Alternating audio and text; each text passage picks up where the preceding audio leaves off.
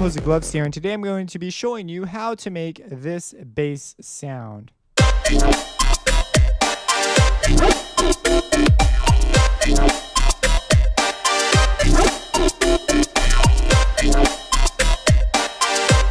And so without the ARP and the ride,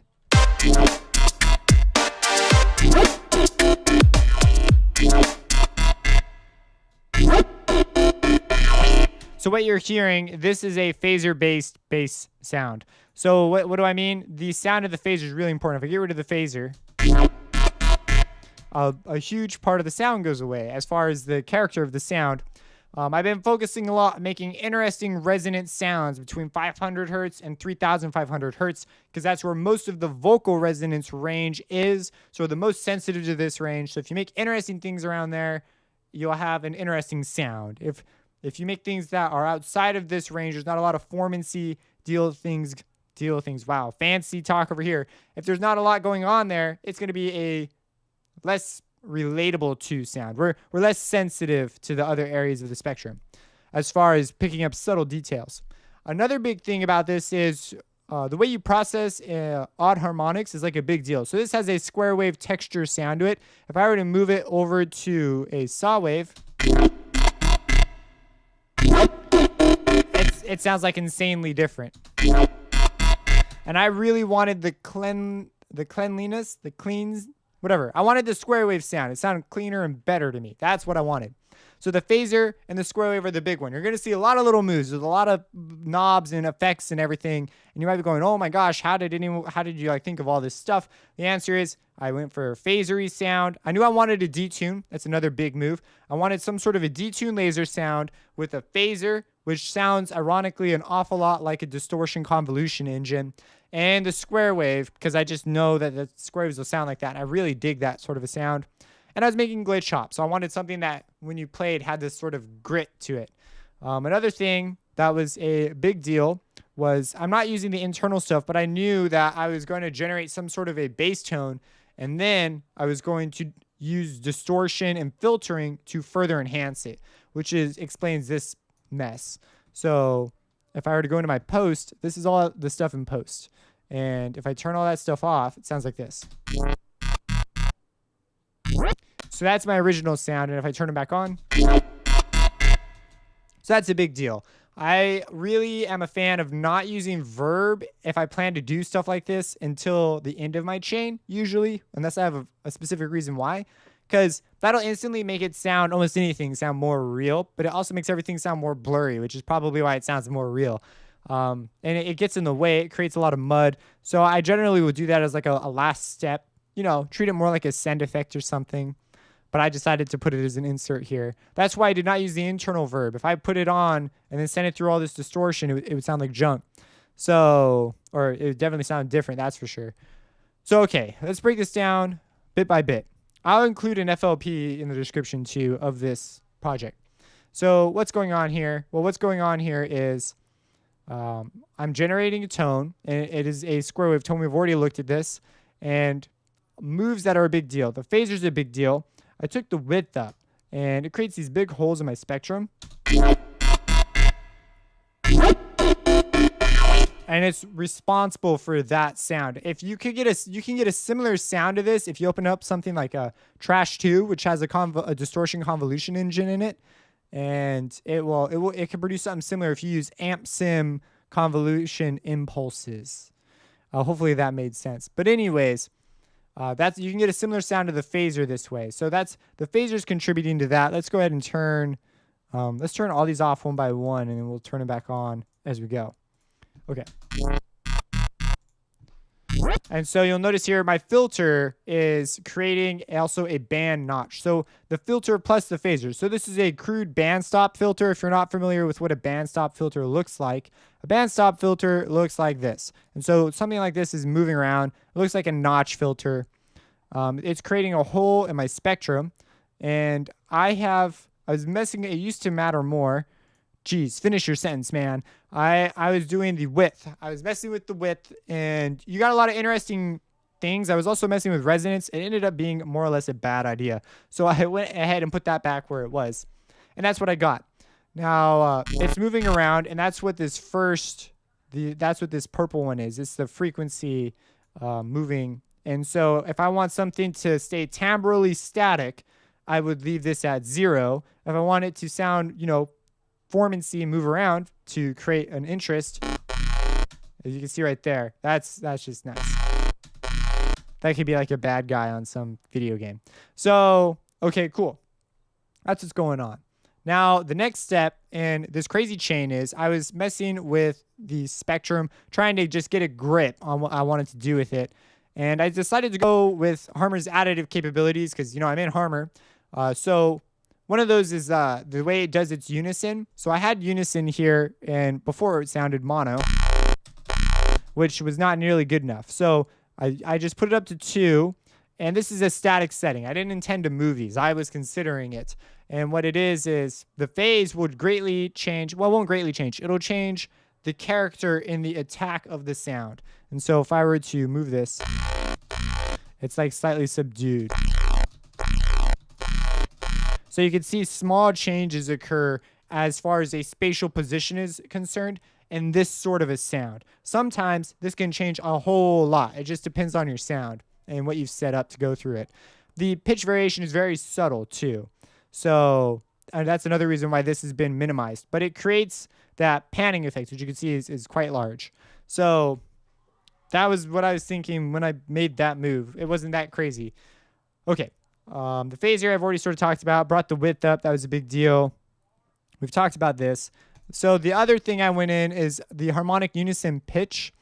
I went ahead and messed with that, and that is pretty cool. I can't remember if I messed with the randomness. No, I didn't mess with the randomness. So that and the EQ, which has just a general boost in the upper mids to high range. And so that's all that's going on inside of Harmor. So you've got a grip on it now. There's 2 more things going on. Sorry. I lowered it an octave, and I'm automating the detune up and down. I lowered it an octave to get it in the correct range, and the detune is playing, and it's what's this guy right here, or girl. Take your pick. So that's the thing that's making the pitch bend sound. If we were to, these happen during rest. Where's something that happens during a thing?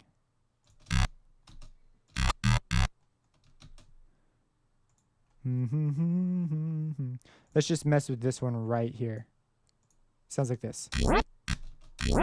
So that can sound pretty cool. You can do a lot of stuff like that. Now, you might be going, but these happen when they're not being played. They still have an effect. If you listen, that was like a very Trump thing to do. That's how he talks. But if you listen to the very, very end of this attack, you'll hear a little pitch bloop at the end, and it creates that bite at the end. It becomes accentuated when you turn everything back on.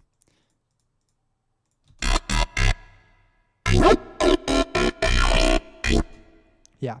So it's a small move. It used to be a bigger move. But anyways, that's what's going on there. So this thing is moving up and down. And this small changes here can be freaking huge, as well as stair steps are another cool one to mess with. So that's what's going on there. Next up in the chain is driver. And I did not use driver as much before as I do now. And I totally blame reactor blocks because driver is one of the coolest blocks in there. Oh, man, most of the blocks are just rad. I really like reactor blocks. But driver's really nifty. You can choose a frequency and a distortion. You can just get an insane amount of distortions out of this thing. I'm not going to dive into driver and how it works, but I will tell you I just turned it on and I just tweaked 3 knobs. I just found a ratio, a setup that I enjoyed, and I moved on with my life. So that's what driver's doing. Without it, you see, with it. So I was like, I dig this. So I kept that. Then I put on an EQ. Now this EQ is my filter EQ. Sometimes I name them, and this time I didn't. But that's what these. So this is the frequency, the filter in Harmor. This is the pitch, and then these are. One is the notch, which is the bottom one. So this is a cut in frequencies, and this one is a boost in frequencies. And it creates the resonant movement that makes it sound sort of like it's talking. It's not In this case, it doesn't really sound like any sort of vowel, but it gives you that formancy feel. So that's what's going on there. After I go through that, I run it through a delay. I might be going, a delay? And the answer is yes. I'm going for like a Haas effect style delay. So you see, whoa, what the heck just happened there? So this is another thing that really lends itself towards the amp sim convolution sound. The phaser and this combined, when they unite and join forces, the world is doomed. So what it is you take your time down to an outrageously small time. This actually works on a ratio principle. So you can mess with it in very small increments and get super different sounds, as you can see. Now I chose just this tiny. What it does is it shifts the stuff over. It's basically a comb filter. That's all it's doing is it's comb filtering. And I took the cutoff down. If we take it up, it's like really bright. I didn't want that upper stuff. I wanted the mid-range stuff to happen. So the upper stuff sounds dry still, which is lends itself to the texture. So that's a cool way to use a delay. And now we go through a wave shaper. I actually tried this earlier, but it just generally, it's just a nonlinear, it's just a curve distortion. Nothing fancy here. Basically just making it louder. Not necessarily the best move in the world. Mixing would help better with this sort of a thing. But it does have a certain edge to it, which is why I still do things like this. But I am aware that I have to like go back in the mixing stage and change things. Then we go through an EQ. Now this EQ is amazing. Let me do a before and after.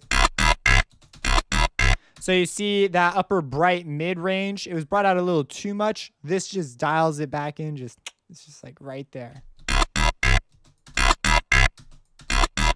So I really like this EQ because I don't know what it is, but when you make changes with this EQ, it's like super apparent. The filters are just awesome.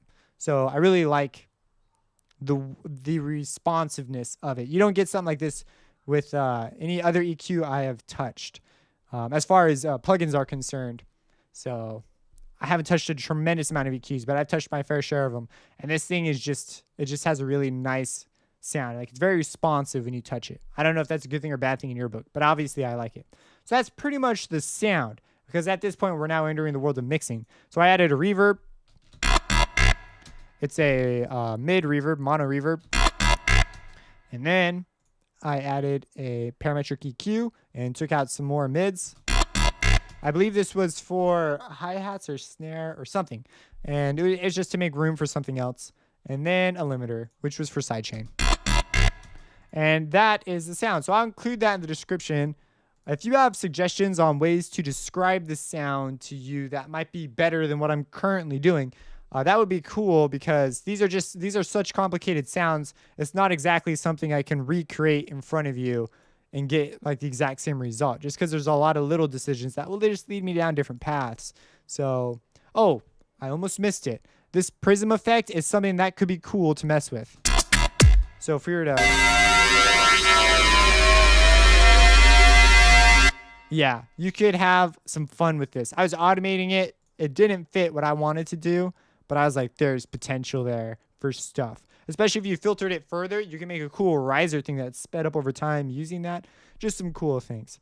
So the way I approached the automation, because you might be going, what the heck's going on here, was I took an original bit that I made that I thought was cool and then automated it appropriately. And then I clone it, change it as is needed, and manipulate the various components to get the thing that I want. And I started with a drum groove, and I added in things like chords and stuff to help me fill out my inspiration for what I wanted to do.